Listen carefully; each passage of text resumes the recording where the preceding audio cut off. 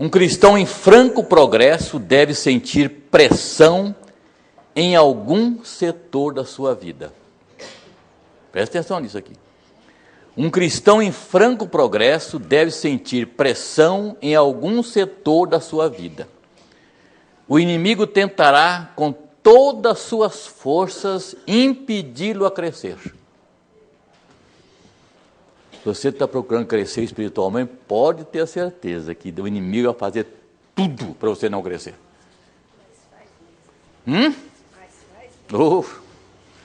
Outra coisa, não há sucesso sem sofrimento, não há progresso sem dor, nem coroa sem cruz.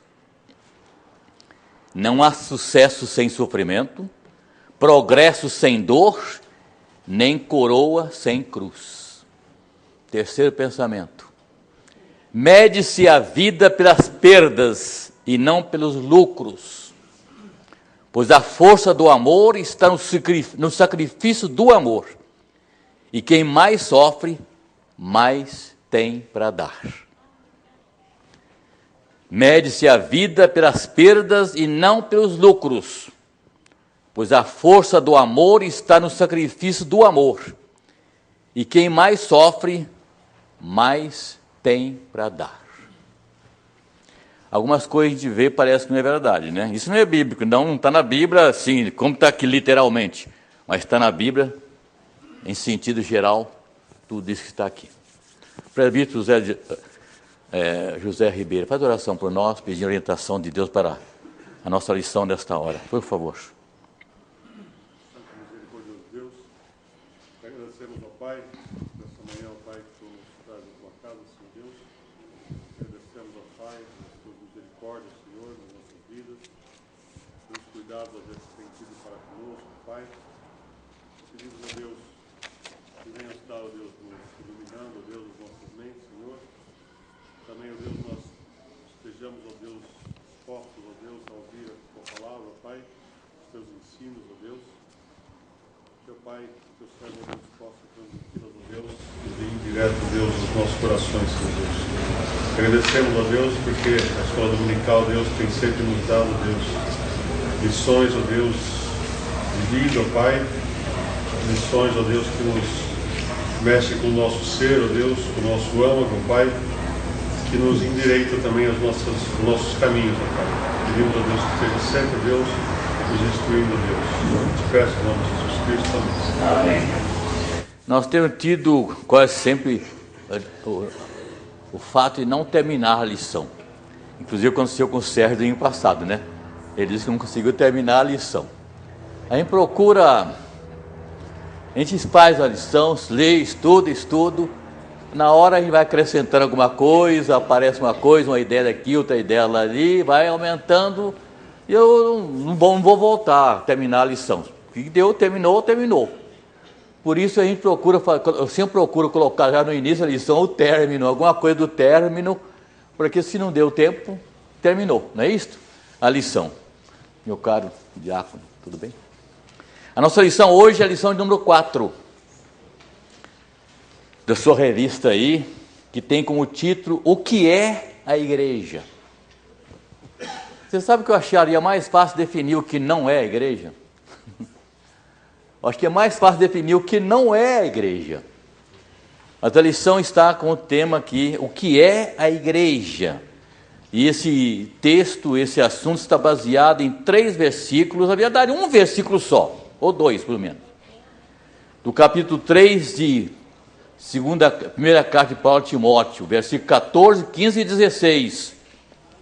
Os últimos 3 versículos do capítulo 3 de 1 Timóteo, que diz o seguinte: a igreja de Deus, coluna e baluarte da verdade, é o tema, o grande mistério da piedade. Escrevo-te essas coisas, esperando ir ver-te em breve. Não vamos discutir esse assunto aqui, vamos falar sobre o que significa isso aqui. Para que, se eu tardar, fique ciente de como se deve proceder na casa de Deus, que é a igreja do Deus vivo, coluna e baluarte da verdade. Evidentemente, grande é o mistério da piedade. Aqui vem a expressão de um corinho que a igreja primitiva cantava. Eu copiei ele, vou trazer para os irmãos daqui a pouco. Aquele que foi manifesto na carne, foi justificado em espírito, contemplado por anjos, pregado entre os gentios, crido no mundo, recebido na glória. Está aqui o cronograma da vida de Jesus. Aquele que foi manifesto na carne, foi justificado em espírito, contemplado por anjos, ou assistido por anjos, pregado entre os gentios, crido no mundo, recebido na glória. Na verdade, a lição está baseada no versículo 15. Os outros textos, o versículo 14 e o versículo 16, são suplementares, na verdade. E nós vamos conversar com os irmãos ligeiramente sobre esse assunto. No contexto desse texto, Paulo enfatiza o assunto igreja como uma família. Se você ler o contexto, não só aqui de Timóteo, mas o contexto do ensino de Paulo sobre igreja, ele fala muito disso nas suas epístolas. Você vai perceber que no contexto desse texto, Paulo enfatiza o assunto da igreja como uma família. Alguns textos, não são muitos, por isso não distribuí aqui, os vão ler e quem encontrar primeiro pode ler, tá certo? O Previtinaldo sempre é mais esperto, não tem problema, pode ler à vontade. Ele tem na cabeça já. Ele está de cor, acho que está de cor. Lê à vontade, minha parte pode ler à vontade, tá certo? Não importa que ele lê sozinho, isso é esperteza, né? É um teste você também, a ver se você acha mais rápido, né? O primeiro texto que eu pedi que leia aqui, falando sobre isso, é Efésios 2,19. Deus, o assunto igreja, é colocado por Paulo como uma família de Deus, Efésios 2,19, o que diz aí? Assim, já não sois estrangeiros, peregrinos, mas concidadãos dos santos e sois da família de Deus. Nação da família de Deus. Eu não sei se os irmãos veem isso com tanta alegria como eu vejo. Somos da família de Deus. A outra família do mundo qualquer de quem? Do diabo. E do diabo. Eu não quero dizer a família do diabo. Nós somos a família de Deus. A igreja não é apenas um ajuntamento de conhecidos. A igreja é um ajuntamento de conhecidos, mas não é só um ajuntamento de conhecidos. A igreja, eles vão falar isso, nem uma reunião de amigos. A igreja é uma reunião de amigos, mas não é só uma reunião de amigos. A igreja é a família de Deus. E a concepção da igreja como uma família, a lição de Paulo enfatiza dois fatos importantes. Primeiro, as pessoas. Segundo, o seu relacionamento. Então, quando fala da igreja como família, há uma concepção, então, que enfatiza dois fatos importantes. Pessoas somos nós. E como nós nos comportamos como irmãos. Como irmãos e como família de Deus. O versículo 15 fala isso, para que se eu tardar, Paulo está falando com Timóteo uma questão lá que eu vou tentar dizer aqui, uma história, há uma historinha aqui nesse caso. Para que se eu tardar, fique ciente de como se deve proceder na casa de Deus, que é a igreja de Deus vivo, coluna e baluarte da verdade. Vamos lá, Romanos capítulo 12, versículo 4 e 5, por favor. Vamos ver o que Paulo fala aqui sobre esse tipo de relacionamento ou procedimento. Romanos 12, 4 e 5. Porque assim como um só corpo temos muitos membros, mas nem todos os membros têm a mesma função. Assim também nós, conquanto muitos, somos um só corpo em Cristo, membros uns dos outros. Olha, eu acho a expressão, você pode falar tanto alinhamento dessa questão aqui. Eu vi o dia para mim final, terminando essa questão. Nós somos membros do corpo de Cristo e uns dos outros. Membros um dos outros, gente. Então existe uma interligação entre nós, entre mim e você e mim. Tem uma interligação, nós somos membros do corpo de Cristo e individualmente membros um dos outros. Isso é o sentido de igreja. Isso é o sentido de pessoas e relacionamentos. Como se deve proceder na casa de Deus? Está falando aqui de comportamento. Vamos lá. 1 Timóteo, o texto está aqui, 1 Timóteo capítulo 4, versículo 12. É só abrir a página na frente aí, vai encontrar a expressão. O que diz lá? Ninguém despreza a mocidade, pelo contrário, torne o padrão dos fiéis na palavra, no procedimento, no amor e na fé. A lição está falando de procedimento ou comportamento entre nós. Desse é diferente do mundo. E às vezes não achamos muita diferença não. Procedimento. Note a preocupação de Paulo aqui é instruir Timóteo, o jovem pastor, e a igreja acerca de como se deveriam proceder como igreja de Cristo.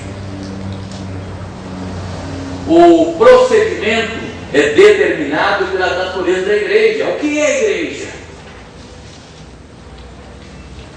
É a casa de Deus. Primeira coisa, Paulo usa a expressão. O que é a igreja? Paulo responde, é a casa de Deus. Segundo, coluna.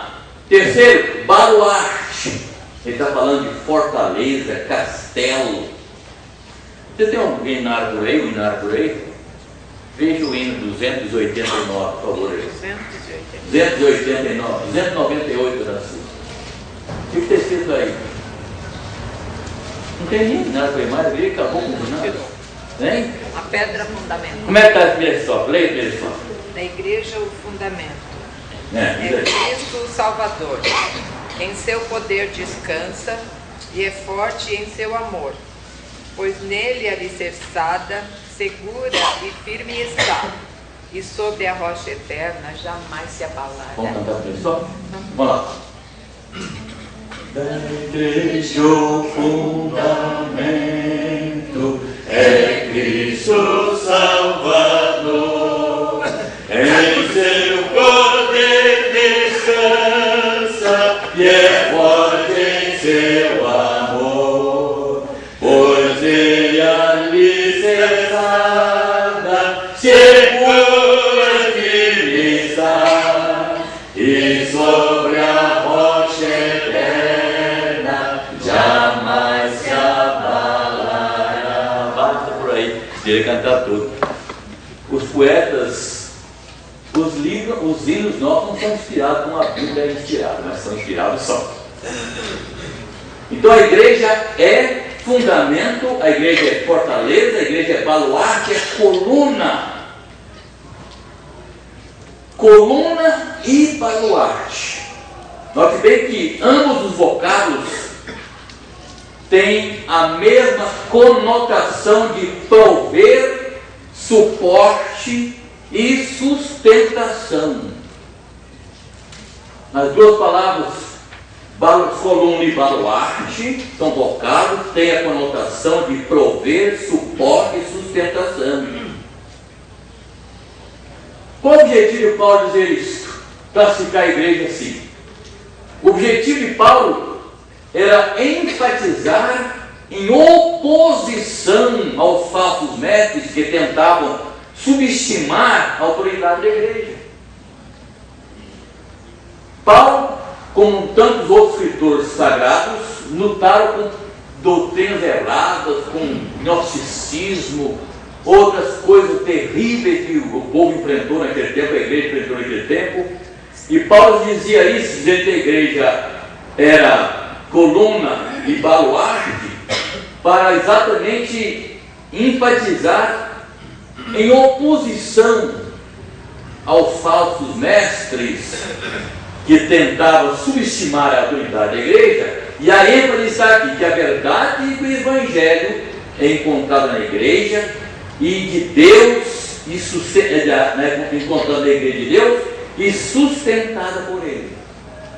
Vamos lá no 2 Timóteo capítulo 2, versículo 19, que diz lá, abra sua folha na frente aí, 2 Timóteo capítulo 2, versículo 19, que diz: Entretanto, o firme fundamento de Deus permanece, tendo este selo, o Senhor conhece os que lhe pertencem, e mais, aparte-se da injustiça todo aquele que professa o nome do Senhor. Leia, por favor, meu irmão, esse versículo. Presta atenção que Paulo está dizendo aqui. Entretanto, o firme fundamento de Deus permanece, tendo este Qual é o firme fundamento de Deus? Onde está o firme fundamento da igreja? Na sua igreja. O que é? Jesus Cristo. É Cristo. Pode ler você. Tendo este selo, o Senhor conhece os que lhe pertencem, e mais, aparte-se da injustiça todo aquele que professa o nome do Senhor. Está falando de relacionamento de novo, hein? Não é verdade? Deus conhece os seus. Reverendo, desculpa interromper, mas há alguns anos o senhor pregou. Isso nós lemos meus sermões aqui, assistindo na praia. E no capítulo 10 de João, diz que Deus conhece, o pastor conhece suas ovelhas. E quando Cristo voltar, ninguém vai por engano, ele também não ninguém fica fica por engano, porque ele conhece. E os que são dele têm esse selo. Eu me lembro disso, sabe? Enquanto eu estava lendo aqui, que eu sou uma filha da Bernadette, e alguém citou, o pastor citou um texto, ela mostrou aqui. Quando eu estou pregando esse texto, tal dia, o mês, o ano, 10 anos atrás, sei lá. Coisa, eu nem me lembro mais. Só perguntar pro Rinaldo, então não vai ter jeito de dar um jeitinho? De quê? Hein? Não tem jeito de dar um jeitinho? Não, jeitinho. Jeitinho? O Deus não tem jeitinho, Olha, não. o Senhor conhece os seus. Então, eu vou lembrar disso aqui. É importante isso. Ninguém vai entrar no céu por engano, nem vai ficar aqui por engano. Não se compra também, né? Senhor, eu estou aqui, senhor.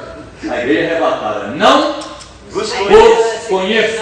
É isso que eu ia falar, que eu vi esse texto hoje de manhã, não você. Gente, eu assisti uma das frases da Bíblia aqui. Eu fui o tempo todo hospital lá. Sim. Olha para Deus. Então é o seguinte. Olha aqui que eu estava falando. Você me atrapalhar. O Senhor conhece os seus. Então, o Senhor conhece os seus.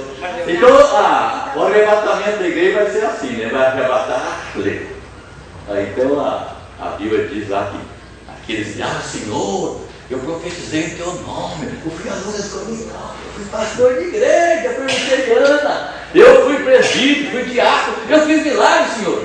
Não conheço você. Gente, mas a frase mais dura que alguém vai ouvir na vida um dia é isso. Não conheço. Mateus 7, 22 e 23. Tá vendo? É isso aí. Então vamos lá para frente agora. Vamos aqui para frente, por favor. Esse é o cara, né? É isso. Eu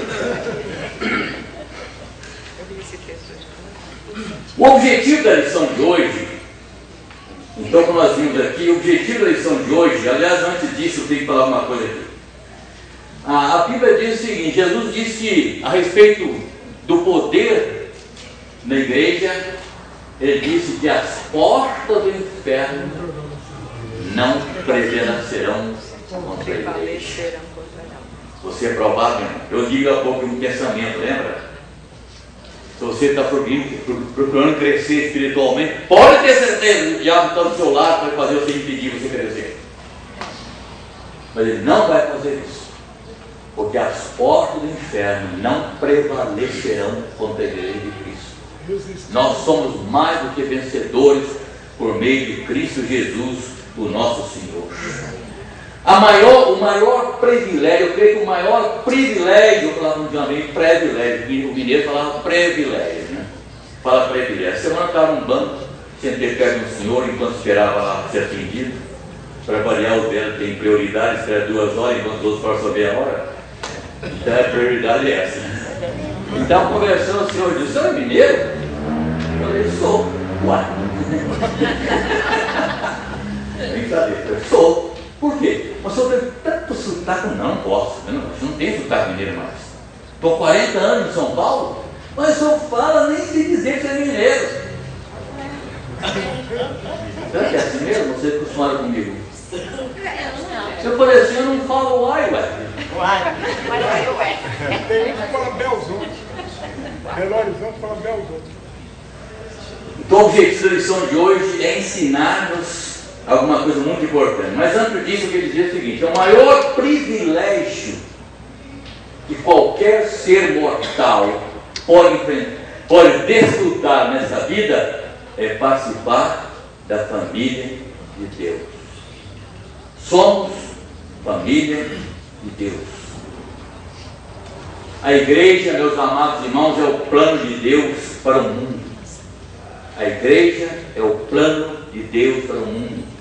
A igreja é a solução para a sociedade perdida, corrompida, posta no maligno. 1 João 5,19 diz: nós estamos em Cristo, o mundo todo está no maligno. Meus irmãos, pensar nisso. Conheço gente que não está na igreja, são pessoas tão boas, mas está no maligno. Nós estamos em Cristo, o mundo todo está no maligno. Nossa igreja é tão importante, a igreja é tão importante, que Jesus deu a sua vida por ela. Voltando aqui ao versículo 14, agora parece mudar completamente de assunto. O texto diz o seguinte: escrevo-te essas coisas, esperando ver-te em breve. É assim que começa a nossa lição de hoje, destoando do assunto que Paulo está tratando a respeito de igreja. O que está acontecendo aqui? Volta no capítulo 1, versículo 3 e leia, por favor. O que está escrito lá? Volta no capítulo 1 de 1 Timóteo, versículo 3, e Paulo está dizendo lá a respeito de Timóteo de novo. Quando eu estava de viagem, rumo da Macedônia, te roguei,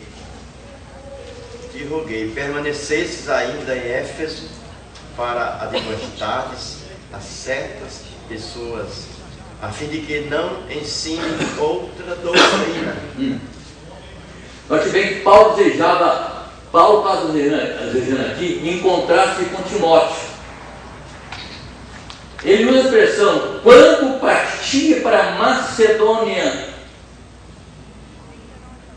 Ele está contando uma historinha. Provavelmente, Paulo estava falando de sua viagem após ter sido liberto pela primeira vez da prisão em Roma. E aconselha Timóteo que ficasse em Éfeso. Olha a expressão aqui: te roguei que ficasse em Éfeso. O que está falando aqui?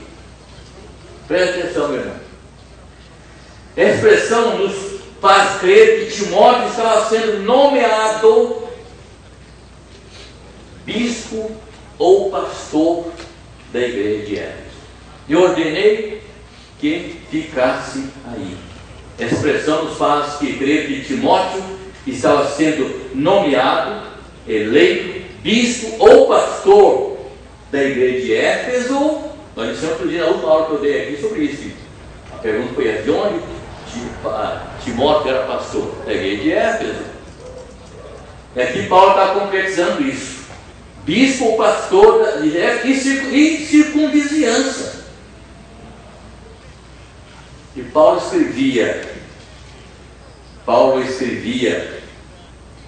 a sua primeira carta, escreveu a sua primeira carta a Timóteo para dar-lhe instruções sobre como uma igreja local e a liderança dessa igreja deveriam se comportar como igreja de Deus. E Paulo emprega aqui algumas imagens ou metáforas significativas do que seria a igreja.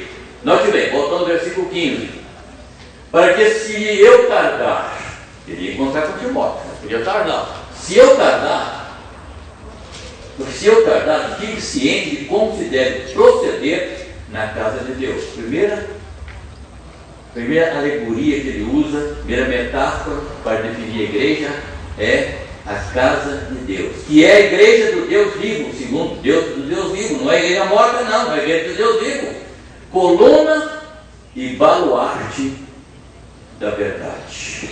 Ele usa essas expressões aqui para definir o que é a igreja. Vamos lá em 1 Coríntios capítulo 3, versículo 9 e 16. O que Paulo fala em 1 Coríntios capítulo 3 a respeito da igreja? versículo 9 e 16, né? De 9 a 16, 9 e 16. Porque de Deus somos cooperadores, lavoura de Deus, edifício de Deus sois vós. Não sabeis que sois santuário de Deus, que o Espírito de Deus habita em vós? Quais são as expressões que Paulo usa aí para definir a igreja? Lavoura de Deus, Edifício. edifício de Deus Santuário. e santuário de Deus. Eu usei muitas expressões de edifício de Deus, eu falei muito sermão sobre isso. Um edifício, aqui tem um edifício. Esse edifício não é um todo? É um todo. Mas ele é dividido em partes. Tem aqui terra, tem aqui tijolo, tem aqui cimento, tem aqui pedra, tem aqui vidro, tem aqui alumínio, tem tudo. E cada tijolo, hoje não estão à vista, mas aqui é um tijolo sobre o outro. Que o senhor Jairo colocou aqui. Você ouviu o pedreiro. Viu o senhor Jairo montado assim, lá em cima dessas paredes aí, sem andando, sem nada. Mas morreu, porque não morreu. Morreu quando Deus quis. Cada um desses tijolos é importante. É tijolo sobre tijolo. Quando Paulo fala que a igreja é como um edifício, isso aqui é tão significativo. Se viu o quê? Cada coisa que está aqui é importante. Há alguma coisa de mais importante que as outras? Há um tijolo aqui mais importante que o outro? Todos são iguais. É assim na igreja. Ninguém é mais importante que ninguém deixa de ser importante porque o alguém é importante. Outra expressão que ele usou aqui foi santuário, que significa lugar sagrado. A igreja de Cristo é um santuário, que significa lugar sagrado. Reverendo, aí vem a questão de comportamento e de reverência na casa. Reverência, aí, lugar sagrado. Não estou falando de igreja, embora Paulo, a expressão que Paulo fala edifício pode ser na construção. Nós chamamos de igreja, não é verdade? Eu vou à igreja hoje. Quando eu falo igreja, eu estou pensando em abrir encontrar os irmãos. Vai encontrar os irmãos. Estou pensando em entrar nesse endereço aqui, 1.000, quanto que é mais esse número aqui? 272, aqui desde sei quantos anos esse número. Na Vila Formosa, na Rua Arapoca, 272. A igreja, ali está a igreja pretoriana da Vila Formosa. Então, muitas vezes chamamos esse templo de igreja. É onde o lugar que a igreja se reúne. Onde nós nos reunimos esporadicamente, porque nós estamos espalhados por aí. Tem irmãos que moram de perto, tem irmãos que moram lá em Itaquera, tem irmãos que moram lá em Jardim Eliano, tem irmãos que moram na Vila Maria, tem irmãos que moram em Santo André, tem irmãos que moram... Vocês sabem onde vocês moram, né? Você é a igreja lá. Você representa a igreja lá, onde você mora. Que tipo de testemunho você está dando da sua igreja? Então ele fala que a igreja é santuário. Santuário significa lugar sagrado. A igreja do Deus vivo. Meus irmãos, se eu pertenço a uma igreja de Deus, que Deus é vivo, eu tenho que ser vivo. É duro ver a igreja morta, desanimada. Eu sempre preguei em muitas igrejas na minha vida. Fiz série de conferência no passado, em Presidente Prudente, Marília, esse mundo afora, muitos lugares. Viajei muito, fazendo visitas e visitando igrejas. E sendo convidado para ser pastor lá. Nunca aceitei. Quantas vezes eu cheguei lá, nossa, a assembleia aí, se eu sou filho da assembleia hoje, o senhor vai ser eleito unanimidade. Eu cheguei aqui ontem, não me conhece? Então que eu preguei um sermão, já que não me eleger aí por unanimidade, caramba, pastor não é só isso, não é só pregar, não. Então eu pregar em muitas igrejas, mas aqui cada igreja morta, cada igreja fria. Eu sempre digo uma coisa: você que tem entra em contato primeiramente com uma igreja, a primeira coisa que você percebe, se ela é alguém animada, é com a sua música, é com louvor a Deus, né? Da igreja o alicerce, por amor de Deus, não é igreja viva. Eu fui pregar numa igreja de bairro, e a igreja foi cantar o Castro Forte. Como é que vai cantar um Castro Forte aqui de Brasília? Oi? Oi. Como é que nós cantamos o Castelo Forte aqui? Nossa. Qual é o ritmo? Como é que é o ritmo? Castelo forte é nosso. Claro, é um hino de marcha, gente. É isso aí. Lutero cantava isso andando pelo corredor da igreja de Wittenberg, do castelo de Wittenberg, e estavam ali lá dentro, queimou a bula para o pessoal, estava sendo lá estava condenado à morte lá dentro, ele cantando, Castelo Forte é o Senhor. Esse é o ritmo. Eu fui na igreja e vou cantar, eu dou uma dupla na frente com o violão e tudo. Castelo Forte é, meu Deus do céu, que Chegar é no isso? fim, E andando. a força já acabou. Gente, a nossa igreja está cantando mal. Desculpa falar isso. A nossa igreja está cantando mal aqui. Nós já vamos arrebatar esse tempo aqui, hein? É o que eu digo. Agora depende muito de quem está tocando também, viu? Depende. Porque se a pessoa toca, eu me lembro no tempo aqui era o Milton, a Cíntia e a Denise tocavam. O Milton é um organista maravilhoso, mas é de fundo musical. Então no culto eu fazia com ele assim. Ele dava esse toque bonito, né? Agora Cíntia, vou ter que poder afinar esse piano toda semana. Mas pode tocar assim mesmo, sabe? Já pedi sem fazer muita coisa. Quem tem que conduzir, hoje eu tenho medo de conduzir os hinos aqui, sabe por quê? Porque hoje eles cantam na letra, na música direitinho. E eu não cantava sem direitinho, mas ele tinha o gogó. E o Milton acompanhava a gente. Eu fiz muito solo aqui, o Milton disse, pastor, pode cantar que eu acompanho, né? Não é assim que tem que ser. Nós acompanhamos o organista. Não é o organista nos acompanhar. Mas solte a voz, gente. Eu estou desentuado. Canta assim mesmo. Se você é desentuado, se o outro canta mais alto que você, não vai aparecer a sua voz, mãe. Vai dar a palavra para mim?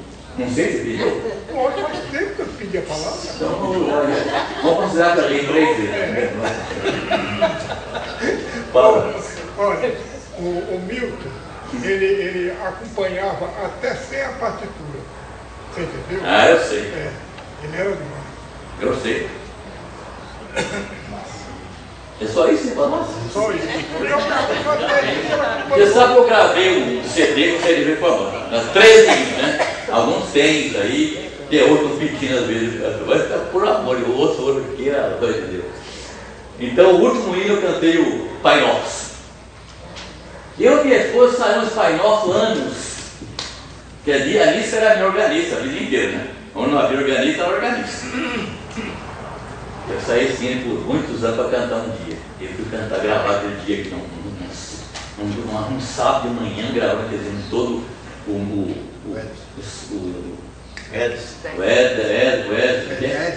Edson e o irmão dele lá em cima, na gravação, lá em cima, o Milton aqui com o piano, o Daniel, o Davi com o órgão. Vamos ensaiar os hinos. Aí chegou no final que eu quero cantar o Pai Nosso. Aí você cantar o meu pastor, aqui é assim, você me acompanha, está lá gravado. Se eu disse ouvido, eu disse coisa. Está lá gravado, me acompanha. Já tá bom, vai em frente, pastor, que eu vou atrás. Então cante, com entusiasmo. Nós estamos louvando a Deus, nosso Deus merece o melhor. A igreja do Deus vivo. Agora uma igreja morta. Outras pessoas já perceberam, gente? No coral, há um bocão cantar. A igreja canta sozinha, cantar. Então está cantando no coral para quê? Para aparecer. Eu estou falando coisa que eu falei a vida inteira, né? Desculpa, não estou falando agora novidade de ninguém. E quem queria falar? Fala. E a nossa igreja, que a gente tem muita gente metodista na família, eles elogiam a nossa igreja porque não esqueceram nem desprezaram os hinários. Ah, sim. Porque as outras igrejas nem lembram dos hinos. Isso é uma grande coisa. Embora mudou muito, viu? Nosso salmo de hino que era bonito. 368 hinos. 608 hinos. A igreja de Deus vivo. Ainda existe pessoas que dizem que não precisa da igreja. Eu sou crente, mas não preciso da igreja. pode ser crente sem igreja. Eu sou crente, mas não sou igrejeiro. Se encontra muito no meio católico. Eu sou católico, não sou praticante. Verdade. Há muitos evangélicos também que dizem isso. Eu sou evangélico, não sou praticante. Nós tínhamos um grupo de jovens que saía aqui uns anos atrás, que ia apresentar na igreja, em que a gente ia junto para pregar, assim. Nós somos membros da igreja. Eu sou fulano de tal, membro da igreja reformosa. Tinha uma pessoa que dizia o seguinte: eu fulano de tal, não vou dizer quem é, sou membro da igreja de Cristo. Para não dizer que era membro da igreja reformosa, porque ele não era, ele era membro da igreja de Cristo. Se você não é membro de uma igreja local, você nunca interessou ser membro de igreja local, você não é membro de igreja nenhuma. Sabe disso? Você não é membro de igreja nenhuma. Então, vai ver daqui a pouco, vou ler um texto para provar isso. Tem que se congregar. Né? Claro. Aliás, a Bíblia é muito interessante. Vou ler até o texto já. Um é Romanos 9, versículo 16 a 18. Daqui a pouco já lê. Vamos ler isso aí. Já toquei no assunto. Romanos capítulo 9, versículo 16. Presta atenção. 16 e 18. Assim, pois, Presta atenção, meu irmão.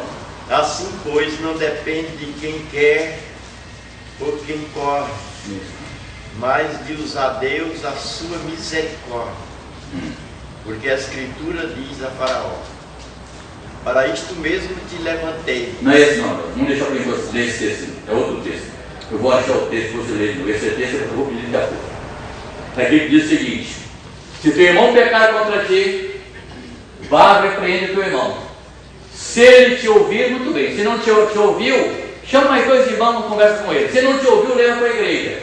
Se não ouviu a igreja, considere como gentio. E aquele que está desligado do mundo, está desligado na terra, está desligado no céu. Olha, o que o texto quer dizer é o seguinte: se você está desligado da igreja, você está desligado do céu. Esse texto é claro.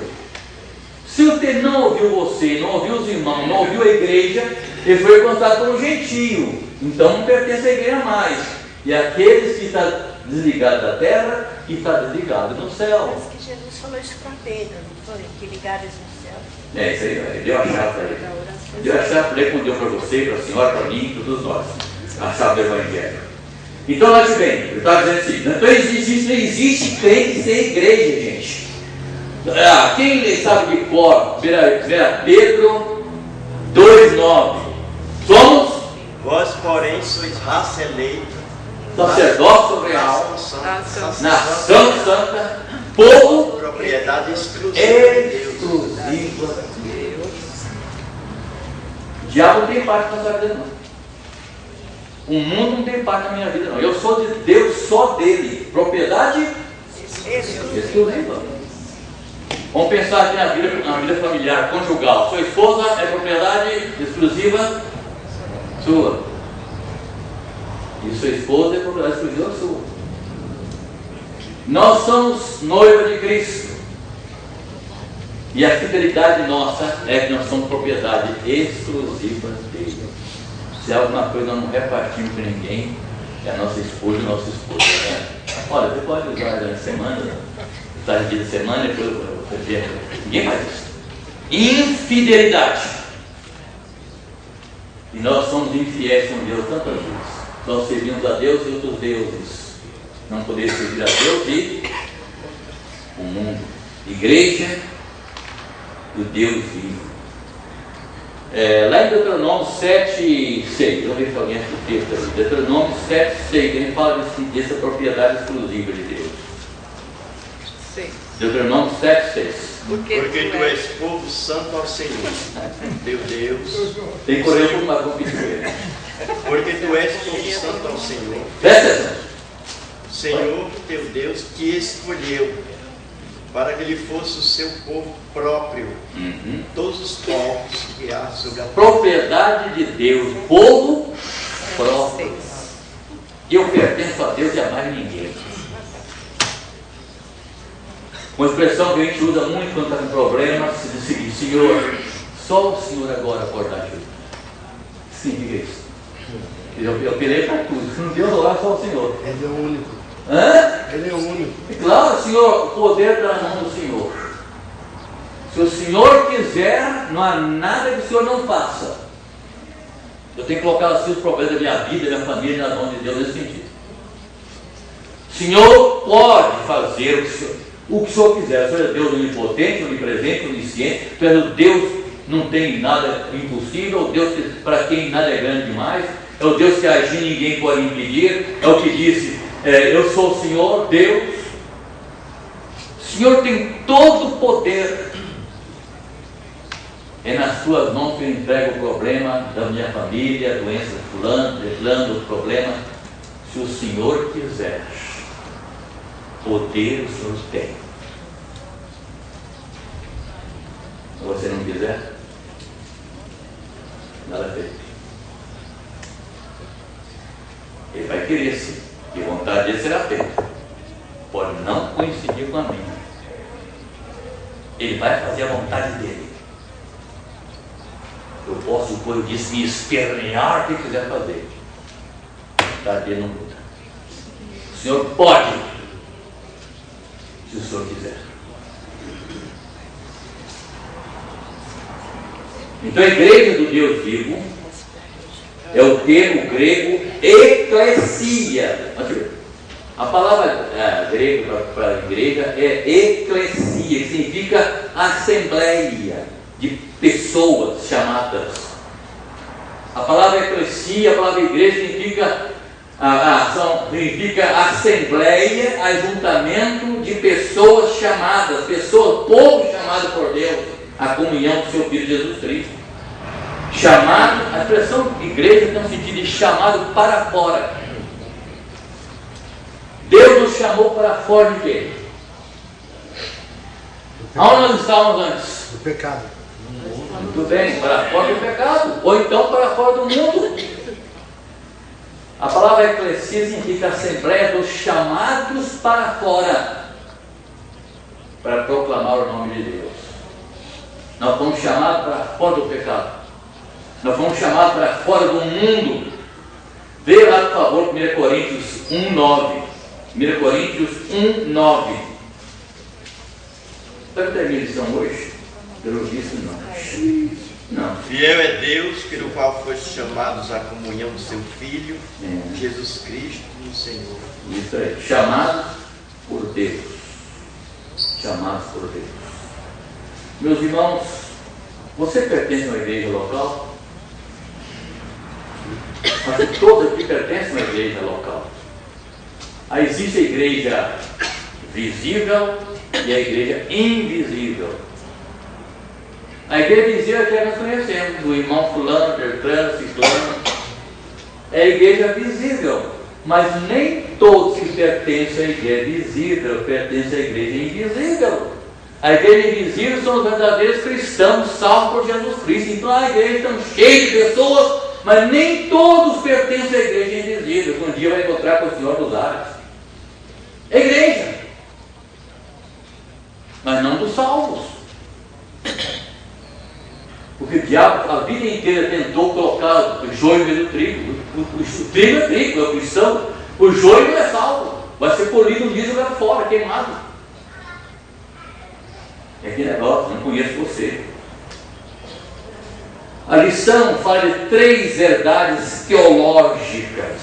Se eu terminar aqui já está bom, viu? A lição fala de três verdades teológicas dentro do conceito bíblico da igreja como um povo chamado. Abra Atos dos Apóstolos 2:39. Note bem o que a Bíblia diz aqui. Eu vou repetir a expressão que diz. A lição trata de 3 verdades teológicas dentro do conceito bíblico da igreja como um povo chamado. Atos dos Apóstolos 2:39, escrito aí. Pois para vós outros é a promessa, para vós, os filhos, e para todos os que ainda estão longe, isto é, para quantos o Senhor, nosso Deus, chamar. Por que você está aqui? Por que você é uma pessoa salva? Por quê? Foi iniciativa sua? Você resolveu ser crente? O que a Bíblia diz? Você foi chamado. Não há ninguém na igreja que não foi chamado. Eu quero ser crente. Dona Flor. assim, né? E eu estou lembrando uma história. Eu quero ser crente, pastor. Olha comigo que eu ser crente. Não depende só querer. Deus te amar.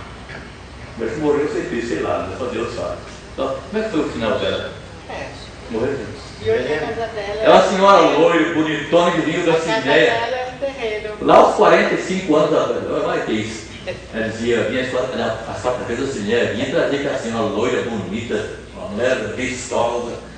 Ela dizia, pastor, eu quero ser crente. Olha para eu ser crente. Eu pensava comigo, não depende do querer. Depende da senhora também, né?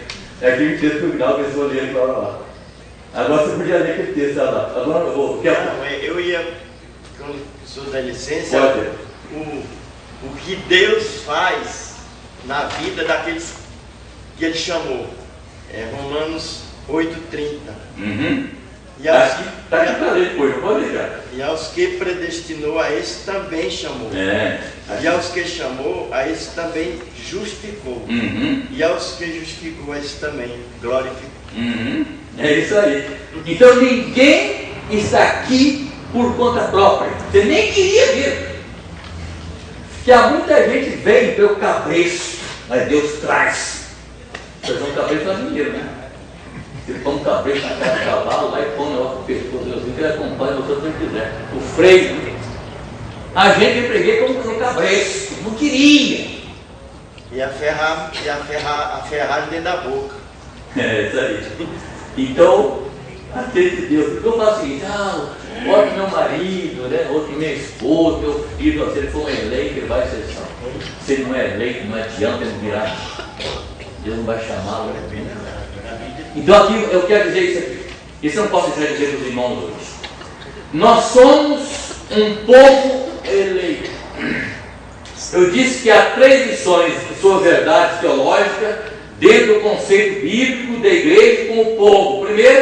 Primeira coisa, somos um povo eleito. É a chamada eleição incondicional. O que significa incondicional?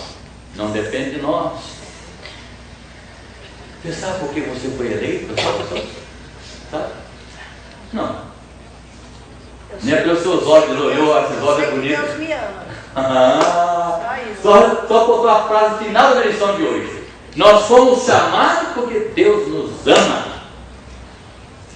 E lá em Deuteronômio a Bíblia diz assim, não que eu fosse um povo melhor que os outros, nem maior que os outros, mas o Senhor nos chamou porque o Senhor vos ama. Lembra, meu irmão, você está na igreja, você tem certeza da sua salvação, você é um salvo, agradeça a Deus que Deus te ama e porque Ele te chamou e deixou no mundo.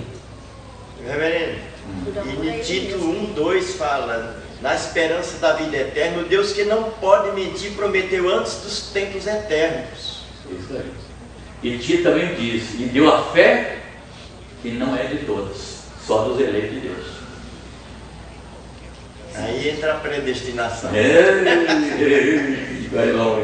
Então, primeira verdade, somos um povo eleito.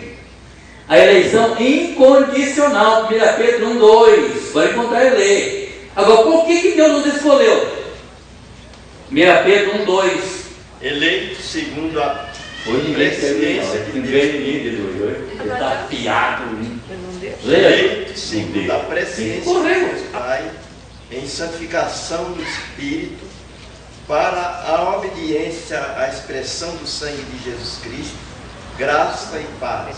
Como é que começa o versículo? Eleitos. Eleitos. Somos um povo eleito. Por que Deus nos escolheu?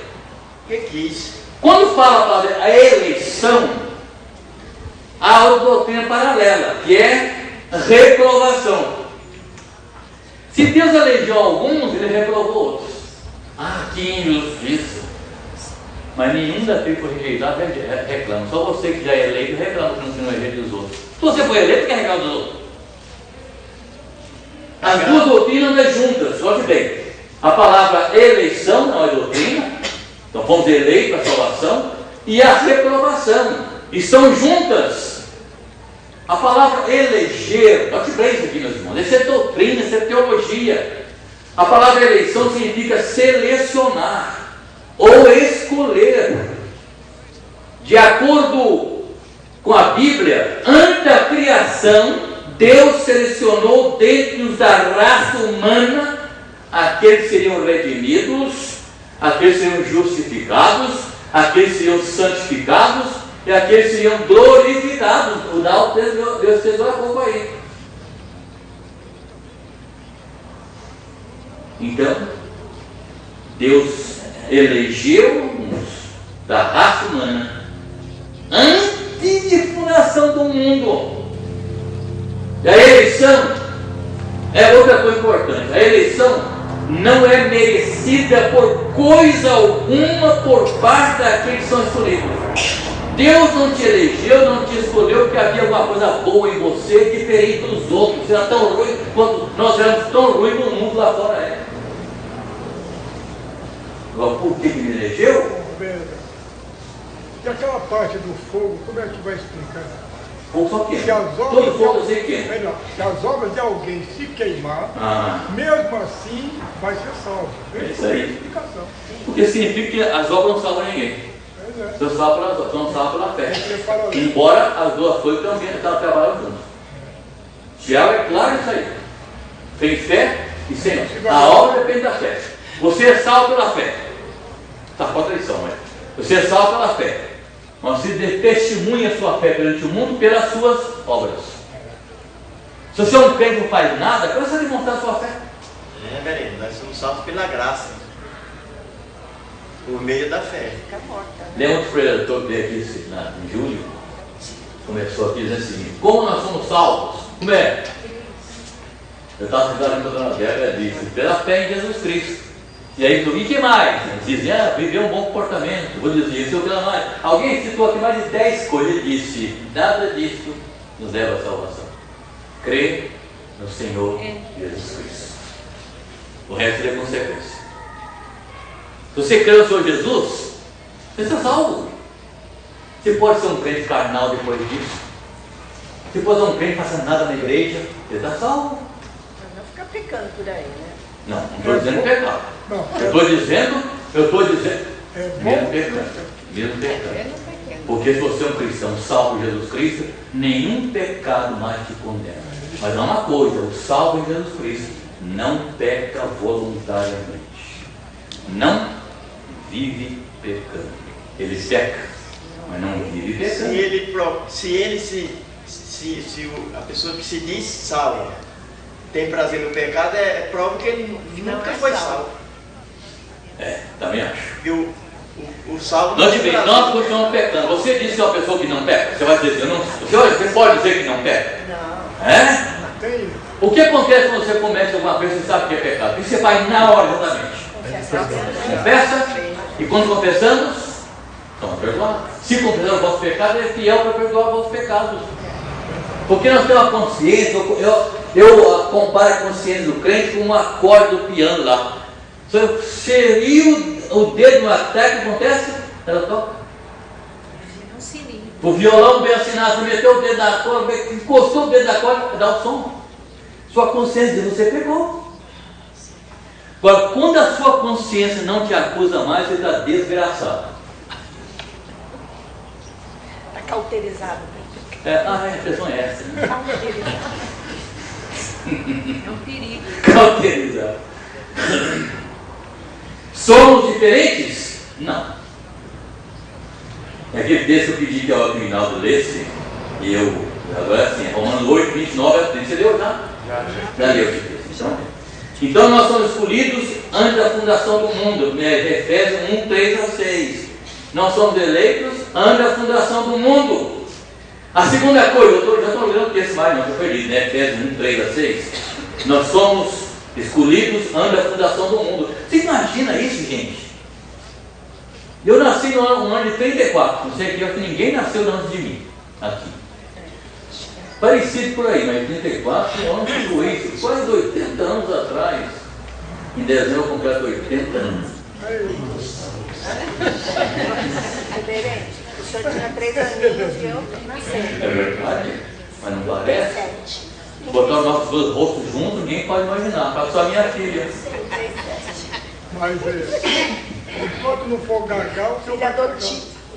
Eu falei com a minha família, um dia que sentiu que eu gagar, fala que eu peço não trabalho mais na igreja, não prego, não falo. A minha quando dá umas falhadas, já andei pior, estou melhorando agora. Graças a Deus. Não usa lente não, né? Usa lente de contato? Não. Olha aí. Estou vendo vocês aí. Já deu, tá vendo? Graças a Deus não. O médico no médico já disse, ih, você está com óculos aí, tem que mudar aí a grau aí. Seriamente, não troquei coisa nenhuma, estou chegando bem. Graças a Deus.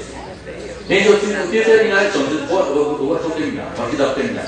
Outra coisa, eu disse que nós somos um povo eleito. Segundo, presta atenção, somos um povo salvo. Mateus 1:21. Vai lendo lá.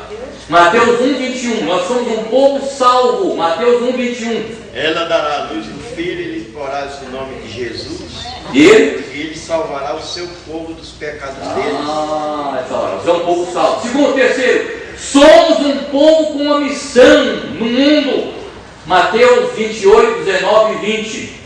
Você sabe cor? Para de cor. Somos um povo, vou repetir. Primeiro, somos um povo eleito. Segundo, somos um povo salvo.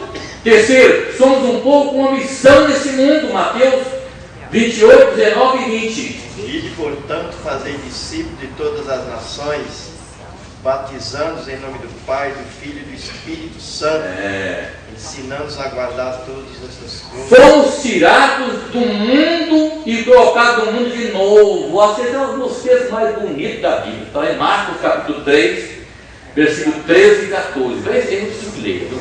Marcos 3, 13 e 14. Nós fomos tirados do mundo e jogados no mundo de novo. É lá que você é útil. Achou não, irmão? Hoje? Depois subiu ao monte e chamou os que ele mesmo quis. Ele chamou? Que ele mesmo Ele quis. chamou só por quê? Porque ele quis. Vieram para junto dele. Vieram junto dele. Então designou 12 para estarem com ele e para os enviar a pregar. Eu sempre falo uma coisa interessante aqui, viu, esse assunto. Jesus chamou-os para estarem com ele, primeira coisa. Para quê? Para serem instruídos. Depois enviou a pregar. Os pentecostais disseram, eu estou pastor pregador, não sei estudar a Bíblia, para quê? Os discípulos não tiveram ensino nenhum. Meu Deus, eu queria que o professor que eles tiveram. Chamou-os para estarem com ele. Não sei quanto tempo, não foi muito tempo, mas deu-lhe um seminário que eu não recebi na minha vida em 5 anos. E depois enviou-os a pregar. Ele tirou-os do mundo, preparou-os. Agora vocês vão ao mundo falar de mim. O senhor sempre fala e eu assino embaixo. Se é Bíblia, tá bom. A Bíblia se interpreta pela Bíblia. Certo. Esse texto que eu li agora, que Jesus chamou para enviar a pregar, ele se complementa com 1 Pedro 2,9. Vós, porém, falando da igreja, vós, porém, sois raça eleita, sacerdócio real, nação santa, a fim de proclamar as virtudes. Interessante que a gente sempre cita esse versículo, nunca termina esse versículo. A fim de proclamar. O fim dele é esse, para proclamar as virtudes daquele que vos chamou das trevas. Por isso ele fez você um povo, uma raça eleita, sacerdócio real, nação santa, povo de sua propriedade, para pregar. Você faz isso? A finalidade está aí. O crente quando a igreja diz, pastor, eu estou indo para a igreja, eu sou um crente, olha, eu não sou um crente que não falo evangelho para ninguém, sou um crente silencioso. Nós temos que falar. Minha cara é.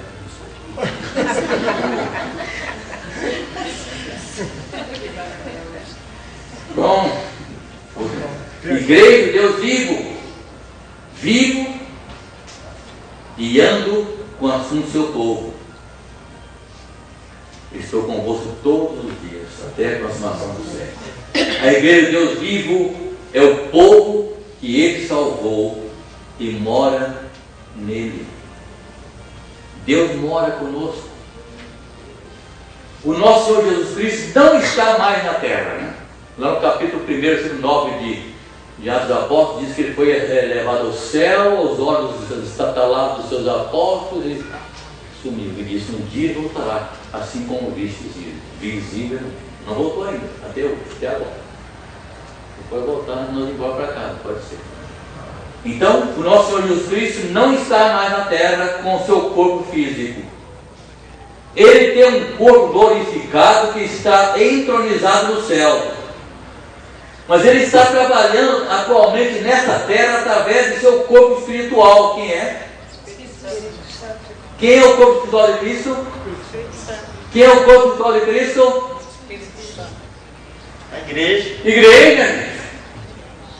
Nós somos o corpo espiritual de Cristo. O Espírito Santo age em nós. A igreja é o corpo de Cristo. Claro, é o corpo de Cristo. Já falei no início, isso aqui foi fazer a pergunta no final. Entendeu? Então ele tem um corpo glorificado e está tronizado. Não tem mais corpo físico aqui conosco. Está vendo? Ele se fez carne e habitou entre nós. Ele não está mais, mas ele está trabalhando atualmente nesta terra através do corpo espiritual. Quem é? A igreja. Ele é o cabeça desse corpo. E ele diz no Evangelho de João 5,17: meu Pai trabalha até agora, eu trabalho também. Ele está trabalhando. Somos os membros desse corpo servindo aqui na terra. Somos salvos para servir. Eu fico imaginando o seguinte: com que autoridade teríamos para dizer o que nós dizemos? E como dizemos é com autoridade. Se dane, se persiga. Já falei evangelho, preguei na casa, não estava com um revólver na minha cabeça. Quando eu parava, eu não vou parar. Até enfim, ele diz o seguinte: glória a Deus, filho. Sai. Nós somos muitas vezes ameaçados, gente. Temos que falar, temos que proclamar, falar da verdade de Deus, não importa o que vai acontecer. Então, lembre-se disso. Nós somos os membros do corpo de Cristo, somos salvos para servir. Agora, uma coisa: que autoridade teríamos para dizer o que nós dizemos? Que autoridade nós teríamos para fazer o que nós fazemos? Que autoridade teria o pastor para subir ao púlpito e pregar a palavra de Deus? Essa autoridade provém da cabeça da igreja, que é o Senhor Jesus Cristo. É Ele que dirige a igreja. E ninguém tem autoridade para testemunhar, falar de nada do Evangelho, testemunhar para as pessoas, não fosse por poder de Cristo. Você não tem o poder de Cristo em você, você tem medo de fazer isso. Você disse: ficar em Jerusalém e será revestido de poder. Então, o que aconteceria com ele? Sereis minhas testemunhas em Judéia, Samaria, São Jerusalém, até os confins da terra. Mas para que faça isso, tem que ter o quê? O poder do Espírito Santo vivendo em você. Não, se você é um crente calado, não vai testemunhar a sua fé. Isso não agrada a Deus. Por falar tudo. A gente evangeliza, mas que as seitas heréticas sempre interrompem quando você está evangelizando, é uma coisa terrível. Não. Eu me deparo com isso. Você ensina a verdade, a ciência ética ensina mentira. Agora Deus vai orientar a pessoa que se é dele, se é eleita dele, vai ouvir o que você falou, não o que o outro falou. Então, meu irmão, quando a Bíblia fala que a igreja é coluna e baluarte ou firmeza da verdade, ela refere, sabe a quem? A você, minha irmã. A você, meu irmão. Homens e mulheres piedosos que se reúnem em assembleias, a eclesia, chamados por Deus para adorar ao Senhor. A igreja testifica da verdade de Deus para todos os povos. É isso. Mulheres, homens, jovens, adolescentes, crianças da testemunha do Evangelho. Essa semana eu chorei, minha esposa chorando de alegria. A Rebeca tem 11 anos, ela recebeu uma carta do colégio dela, da agostiniana, elogiando a ela e a mãe. O pai não conta. Deus expurgou da família. Essa é a verdade. Elogiando a criação que ela recebeu. Já tem recebido. É nessa hora que vale a pena ser avó, os avós, como avós. O corrompe ou ajuda, Eu acho que é aí que entra chamada obra. Se nós somos baluarte, somos colunas, então o povo ali fora, se nós não sustentarmos isso daqui, o que o povo vai dizer? Claro, claro. Mas é uma escola, não sei quem conhece a escola do Ciliano, é uma escola pesadíssima. Minha filha estudou. A minha, da brinco com minha neta, você vai sair de lá com um diploma de faculdade, porque não é possível. A minha esposa tem, às vezes, precisando de estudar esse momento preparado. Vovó, o que é verbo transitivo e transitivo? Eu aprendi isso na faculdade, né? Sei lá, eu aprendi isso, sei lá, eu nem aprendi, só faltei aula, aprendi. Um elogio, gente. Nós temos que receber esse tipo de coisa como diferente. Uma escola com centenas de milhares de alunos, um aluno recebe uma honraria pelo seu comportamento. Isso é bênção. Reverendo, Que nós não merecemos, de jeito nenhum. o texto que o senhor falou que o senhor mandou eu ler e não era aquele, o senhor não lembrou, agora que eu achei. Agora que ele É Mateus 19, 15 a 20. É isso. Fala sobre. É que fala, que você falando que tem pessoas que é crente sem igreja. Ah, sei. Então esse é o texto. É isso aí. Não existe crente sem igreja. Como se deve tratar um irmão culpado. É verdade. É isso aí. Primeiro sinal dele, né? Eu quero terminar. Meus irmãos, então eu dizia que a verdade é que há três coisas a respeito, algumas afirmações a respeito da verdade. Primeiro, a verdade é a base da igreja. Não vai ler mais texto, não dá tempo. A verdade é a base da igreja, Efésios 2:20. A verdade é a vida da igreja. A verdade a diferencia de todas as demais organizações do mundo. Terceiro, a verdade é a mensagem pregada pela igreja. A verdade é Jesus Cristo. Jesus Cristo. Ninguém tem essa mensagem no mundo. Nenhuma das milhões de organizações no mundo, nenhuma prega isso. A verdade de Cristo. Só Cristo. Só a igreja. A doutrina pessoal de Cristo e a obra em nosso favor são as marcas da verdade. Agora vem tempo o versículo 16, que parece que tem nada a ver com o assunto. Evidentemente grande é o mistério da piedade. Aqui vem essa expressão, a própria lição fala sobre isso. Fui procurar e encontrei o hino, sabe? Aquele que foi manifestado na carne, foi justificado em espírito, contemplado por anjo, pregado entre os gentios, crido no mundo, recebido. Aqui está o cronograma da vida de Jesus Cristo. E o hino dizia exatamente isso. Olha aqui, o verso refere-se ao cântico da igreja primitiva. Desvendo na carne aos olhos dos mortais. Desvendo na carne aos olhos dos mortais. Conservando íntegro pelo poder do Espírito. Enquanto anjos o observam dos céus. Seus arautos e perseveraram, andaram de praia em praia. E homens creram pelo vasto mundo inteiro, quando ele, na glória, subiu para o alto. Esse é o hino que é referido aqui no versículo 16. Evidentemente, grande é o mistério da piedade. Aquele que foi manifestado na carne, foi justificado em espírito, contemplado por anjos, pregado entre os gentios, crido no mundo, recebido na glória. A lição diz isso, como o autor disse isso, e veio encontrar esse hino. Então aqui uma análise finalmente desse hino. Aqui 6 afirmações sobre Cristo e o seu cronograma. Primeiro, aquele que foi manifestado em carne. Refere-se ao quê? A sua encarnação. Qual versículo você citaria que prova a encarnação de Cristo? É em João 1,14. E o verbo fez carne e habitou entre nós, cheio de graça e de verdade. Segundo, justificado em espírito, diz respeito à obra do Espírito Santo no ministério e na ressurreição de Cristo, lá em Romanos 1,4. Não dá tempo para ler mais. Terceiro, contemplado por anjos. A expressão contemplado tem esse sentido de assistido por anjos. Fala do testemunho angelical do ministério de Cristo, no seu nascimento, onde os anjos apareceram no nascimento de Jesus? Glória! Glória a Deus nas alturas. Lá estavam os anjos, né?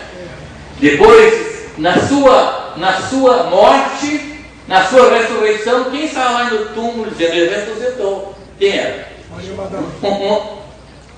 Hã? No túmulo? O anjo Maria Madalena? Não, é um anjo. Quem estava lá do anjo? Ele não está aqui, ressuscitou. Um anjo. Né? Um anjo. Depois da sua segunda vinda, o que aconteceu? Na sua ressurreição, aliás, estava lá o anjo no sepulcro. Na sua vida, na sua segunda vida, eis que ele virá com miríades e miríades de anjos. Então aqui está a primeira resposta a essa pergunta. Terceiro, quarto, pregado entre os gentios, refere-se à proclamação do Evangelho de Cristo a todas as nações. E quando Cristo veio ao mundo, o Evangelho foi pregado só aos judeus. Depois Deus endureceu Israel, abriu o caminho para os gentios, e se não fosse isso, nós não teríamos salvo. Eu não sou judeu, você é? Então nós somos descendentes de gentios. E chegou o Evangelho até nós. Segundo, terceiro, quarto, pregado entre os gentios, refere-se à proclamação do Evangelho a todas as nações. Colossenses 1, 23. Quinto, criado no mundo, crido no mundo, fala da resposta dos homens e dos povos ao plano de salvação de Deus, todo mundo. Sexto, recebido na glória, refere-se à ascensão de Cristo que está desde Deus no céu. Lá no capítulo 1, versículo 9 de Atos dos Apóstolos, diz: este Jesus que vós viste subir, ele voltará, assim como disse. E lá em Hebreus 1, 3 e 4 fala também isso. Outra verdade muito importante, eu não podia deixar aqui dizer para os irmãos na lição, encerrando essa lição. Outra verdade importante que aprendemos aqui é que a igreja é a comunidade daqueles que foram chamados por Deus e estão sendo aperfeiçoados por Deus para viver no céu. A igreja é um povo que Deus chamou, que Deus elegeu, que Deus salvou, que Deus justificou, que Deus santificou, que Deus glorificou. Notaram que isso já deu tudo no passado, cara? Nós já fomos glorificados? Já. Não. Já em Cristo. Glorificados? Não, estou aqui em Egito. Justificado. Não, eu estou falando glorificado. Justificado já fomos.